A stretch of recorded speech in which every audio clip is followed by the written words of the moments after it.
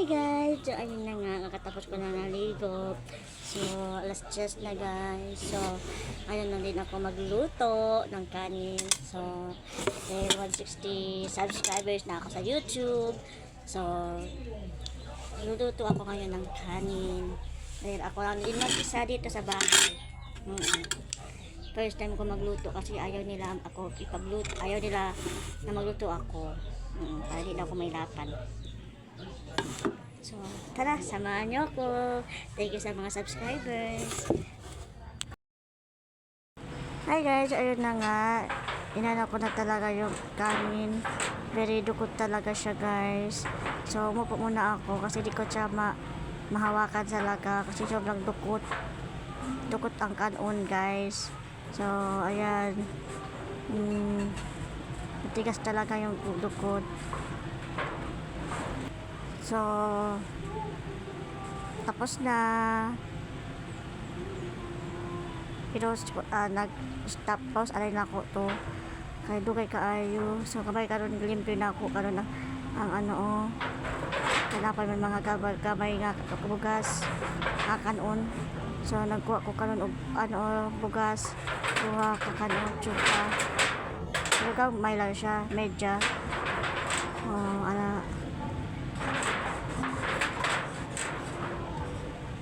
Mga labay na ko sa basurahan. Bye-bye ako diri. Giwas na po na ako. Ana ang kagugas guys. Ana ko gipahugas sa bugas. 2 ka beses. 2 ka beses ko nagugas ana guys. Kapag pagkatulog di na ako nagugas.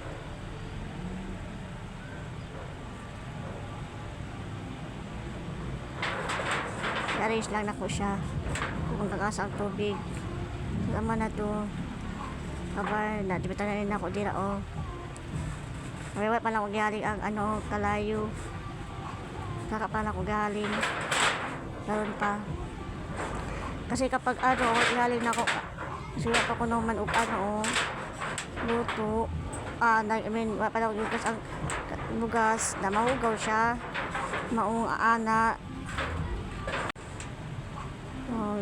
Ilibre rin ako ang para nindot.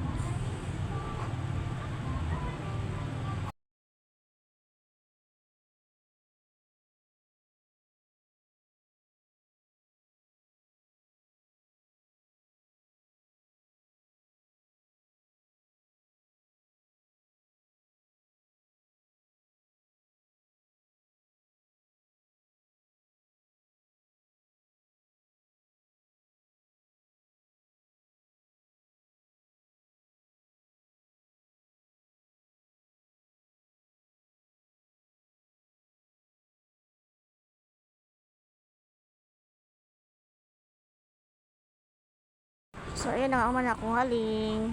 Sana na ako diri. So, ayun na nga guys. Tapos na ako. Tingnan mo naman. Sobrang pawis ko. So, while waiting sa akin, sa luto na akong kanon. So,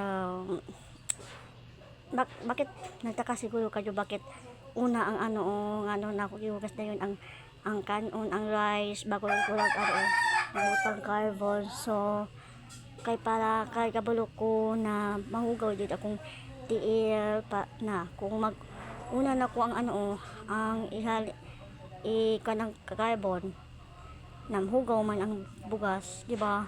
So mindset. So una na ko ang bugas